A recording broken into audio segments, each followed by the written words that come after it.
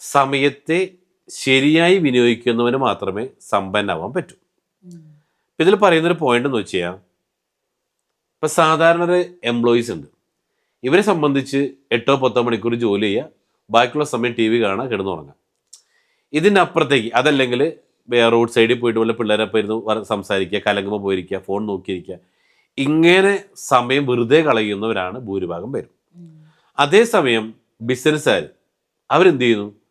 രാവിലെ തന്നെ ഇന്നത്തെ ദിവസം എന്തൊക്കെ ചെയ്യണം, പ്ലാനിങ്, അത് എത്ര രൂപ ഏൺ ചെയ്യണം, കറക്റ്റ് പ്ലാനിങ് കൂടെ മുന്നോട്ട് പോകുള്ളൂ. രണ്ടാമത് പ്ലാൻ ചെയ്ത് കഴിഞ്ഞാലോ അടുത്തത് അത് പ്രാക്ടീസ് ചെയ്യാന്ന് പറയും. അതിനുവേണ്ടി ഞാൻ എന്തൊക്കെയാണ് ചെയ്യേണ്ടത്, അത് ഇംപ്ലിമെൻറ്റേഷൻ നെക്സ്റ്റ് വരുന്നു.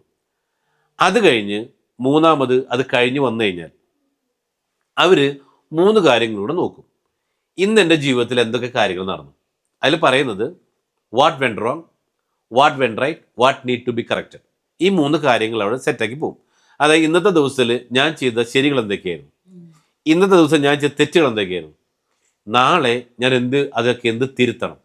അപ്പം ഇങ്ങനെ ഓരോ ദിവസം എന്ത് വേണം, രാവിലെ പ്ലാൻ ചെയ്യണം, അത് കഴിഞ്ഞ് അത് ഇംപ്ലിമെൻറ്റ് ചെയ്യണം, വൈകുന്നേരം വന്നാലോ റിവ്യൂ. അല്ലേ? ഈ 3 കാര്യങ്ങൾ എന്തൊക്കെയായിരുന്നു? കറക്റ്റ്. അപ്പം ഇത് 3 വിശകലനം ചെയ്ത് മുന്നോട്ടേക്ക് പോകണം. അപ്പം ഇത് മാത്രമേ ഉണ്ടാവാൻ പാടുള്ളൂ. അപ്പം ഇത് സമ്പന്ന കറക്റ്റ് ഇത് കീപ്പ് ചെയ്ത് പോകുന്നൊരു കാര്യമാണ്.